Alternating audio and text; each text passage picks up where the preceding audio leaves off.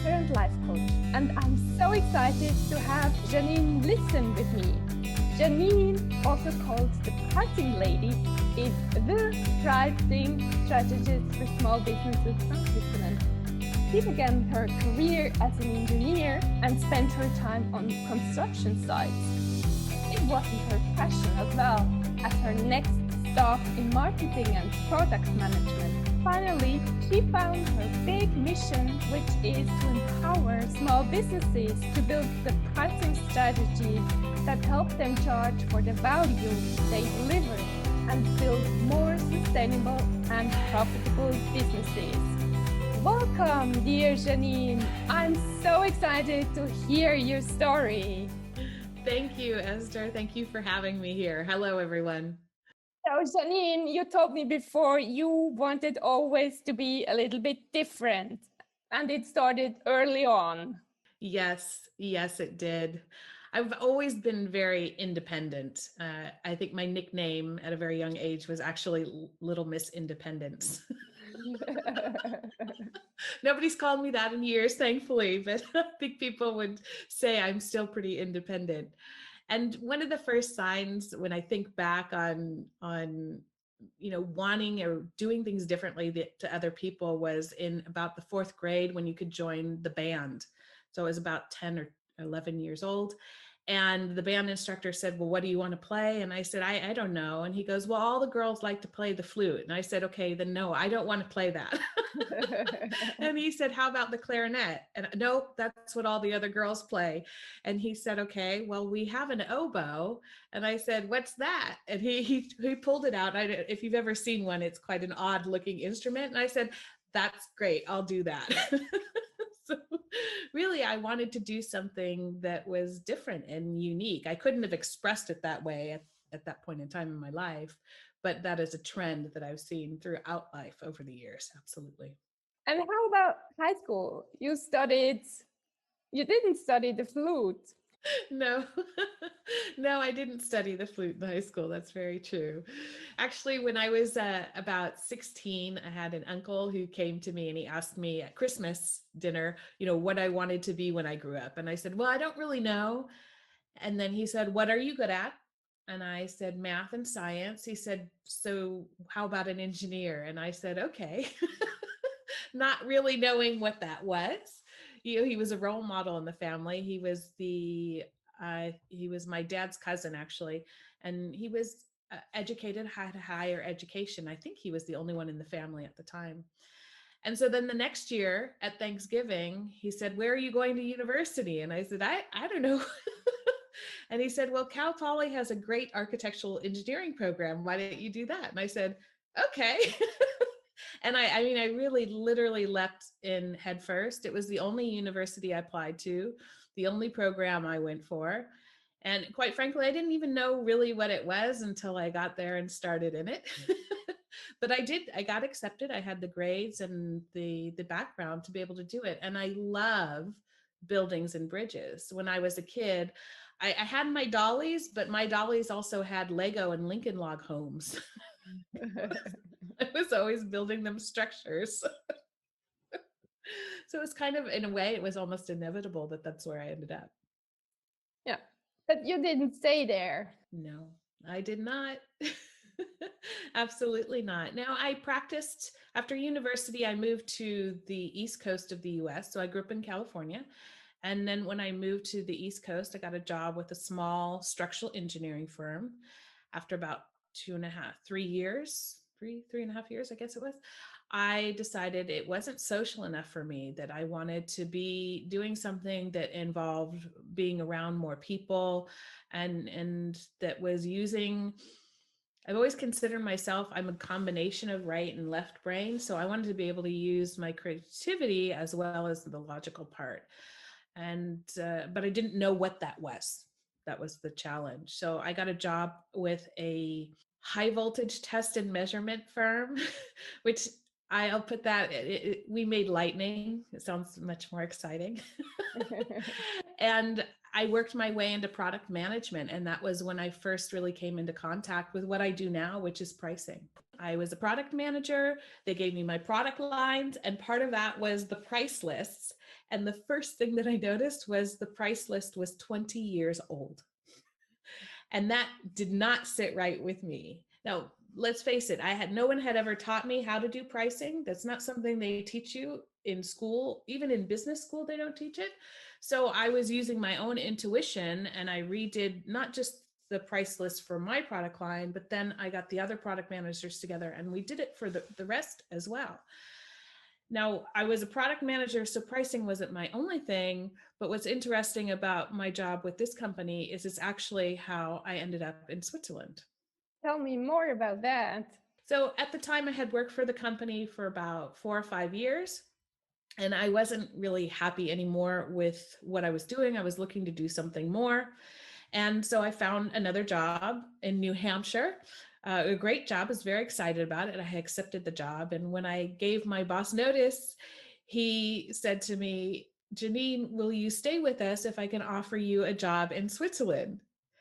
And I was stunned because it had never occurred to me that that might actually be an opportunity for me. Never once did it cross my mind that I could ever do something like that. And I remember very distinctly, I was terrified by this big life decision. I had just gotten off a bike ride with two of my friends. We were standing in the parking lot at the pizza parlor, and I was crying hysterically. And I was crying because I had accepted a job offer, a great job, and it felt like my word meant something. And then my boss came to me and offered me this lifetime opportunity, which had so many question marks above it, to go live in Switzerland, to go somewhere where I didn't speak any of the languages, all of these things combined, even further away from my family. And I knew what I wanted to do, but I was terrified to, one, tell the people at the first job that I wasn't coming, and two, to just take that leap and go by myself. And I was a wreck. I was completely crying. And when I look at it in retrospect, I actually laugh at myself. Here I was hysterically crying like the world was coming to an end over two perfectly wonderful opportunities.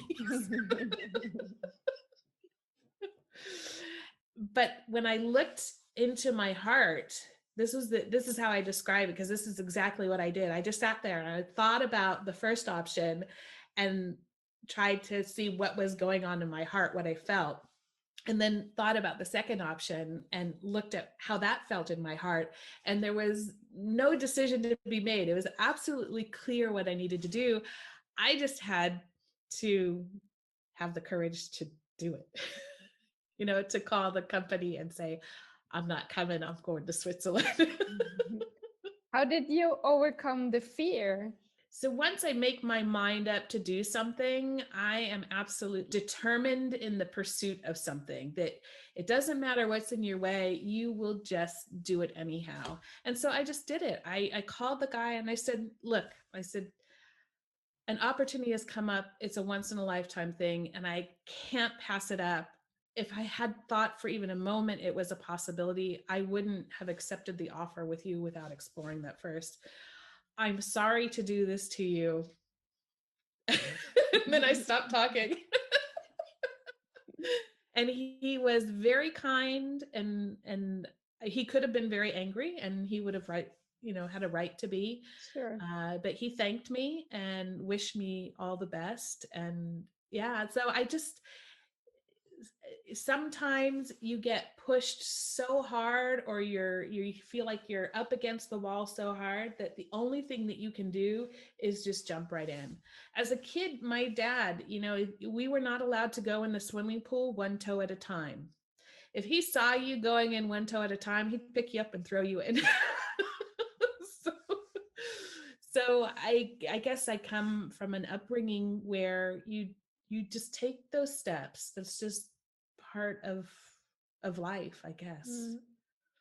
Did you feel fearful sometime afterwards in Switzerland? Every day. Oh. All the time. I mean, everything. When I moved to Switzerland, and people back in the States would ask me, what's it like? I said, well, just imagine waking up tomorrow and everything you do being just slightly different than what you expect.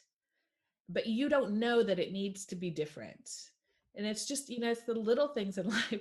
One of the funniest situations I had was the first night in Switzerland, I hadn't had time to go to the bank and get cash. So I only had credit cards. And so I went to a restaurant down the street from where the hotel I was at. And I wanted to ask the guy if he takes Visa credit card, right? And so he came to the table. I spoke zero German, well, 2 sentences, which were completely useless. And I said, do you take Visa? And he looked at me and he goes, oh, okay. And 2 minutes later, he comes back with a wine glass and a little carafe of white wine. Now, you know that in Swiss German, white wine is what? Visa. Oh my God. And I had no idea why he brought me the white wine. So then I took my credit card out and I was like, no, do you take Visa? And he goes, oh, Visa. He spent the whole rest of the night laughing, mumbling Visa to himself. But, it's just like everything you do is just a little bit mixed up, and it is scary. Plus, I had the added difficulty, if you want to call it that about 2 months after I moved to Switzerland, 9/11 happened. Mm-hmm. And so then I was, in a foreign country where I didn't really know anybody and I didn't know the language, and the world was just it felt like it had gone on its tail. Yeah. And that created a lot more anxiety, of course, fear for me, fear for the family. Yeah. So absolutely. Yeah. It was scary. And how did you overcome this fear step by step? So sometimes you have to think about there's different aspects of it. So sometimes I think to myself, okay, is this fear holding me back from doing something that I really want to do? And is that logical for me? So I don't know if you know Tara Moore. She wrote a very beautiful book called Playing Big. It's about getting women to play bigger in life. She talks about 2 types of fear in the book, one called Pashad and the other called Yara. Hopefully I've pronounced them right. And Pashad is the fear of imagined things. So like, if you don't like snakes, it's a fear of an imagined thing, that any snake that you find is going to hurt you, or, whatever it is.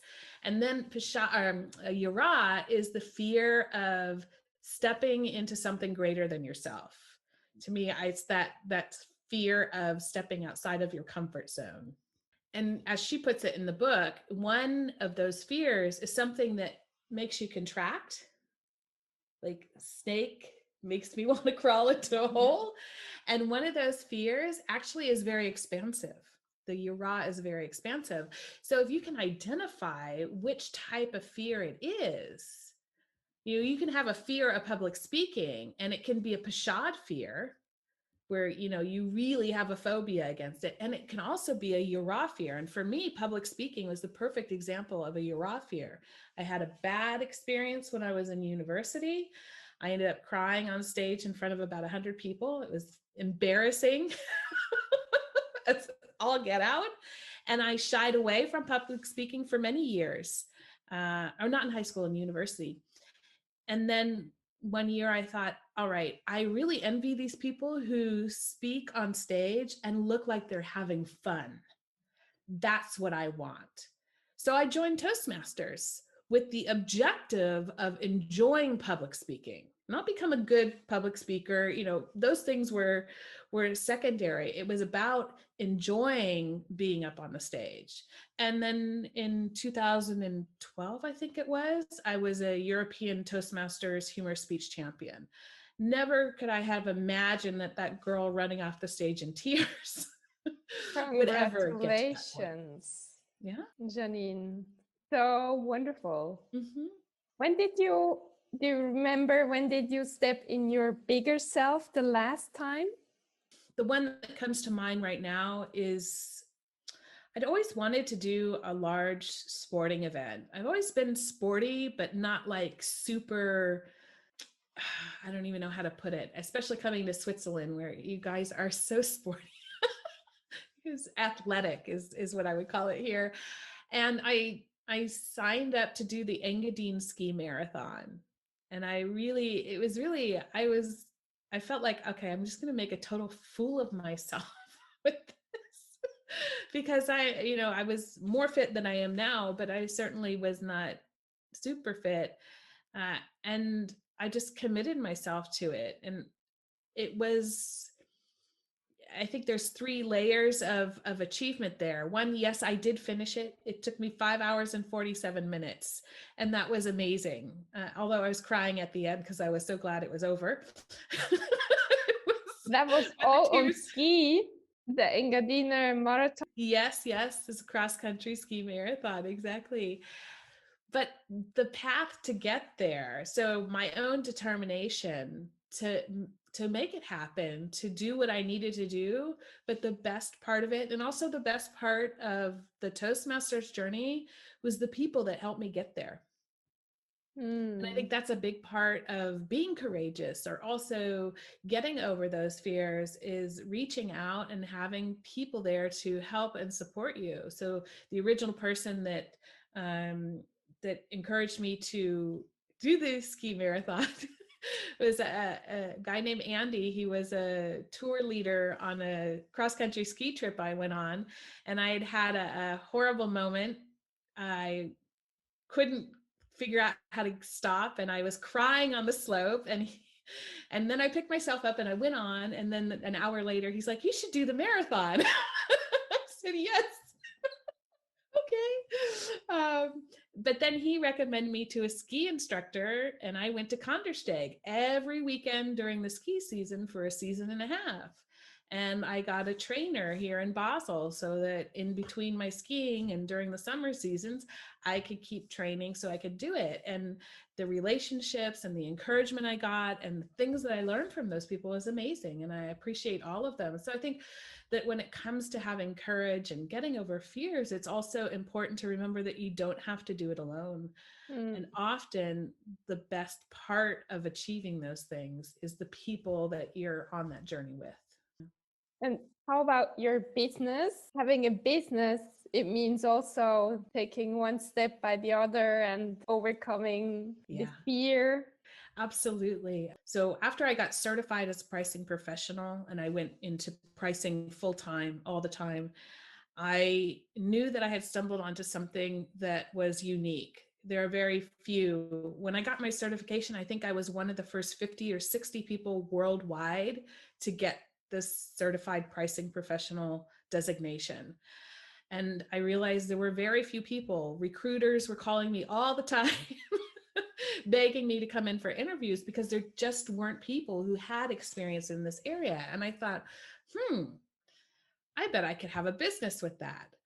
But I never had the desire to actually start my own business. So I liken it to, I was standing at the edge of the cliff, peeking over the side for quite a few years, thinking, should I or should I not? And I went through a burnout in my last corporate job.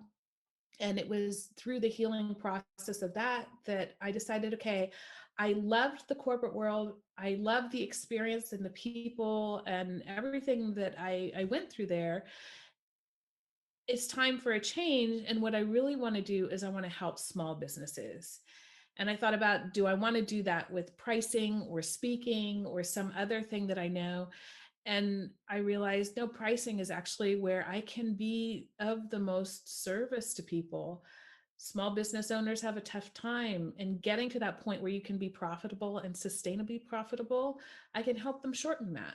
So why not use my powers for helping out that specific group? And that's why I do what I do. I believe everybody has a right to financial freedom, and that small business owners, it can be really tough. And so that's why I do what I do and why I want to help them. Great. What would you recommend to small business owners? 3 important steps, maybe. I will go back to something I just said a moment ago, but also applies to this, is you've got to make sure you have help along the way. Zig Ziglar said it in one of my most favorite ways. He said, if you see a turtle on a fence post, you can be sure he didn't get there by himself. So, and I have this image of the turtle and his little legs going like this, and he's going nowhere, right? Because, and it's true. You and I met through a mentorship program, and the other people that have been in that program, are just, they're amazing, and it's an amazing network and community to be a part of. And I've worked with coaches and mentors. I constantly am, working with different people because I can't see it all in my business. What is so clear to me in someone else's business, often I completely miss in my own. So I think that that's a really important thing to know. And for me personally, I never invested in myself when I was in the corporate world in the way that I invest in myself now as a business owner. And it is an investment. It's not just a cost. It's an investment in myself. I have to learn to do things differently, to think differently. How about the two others?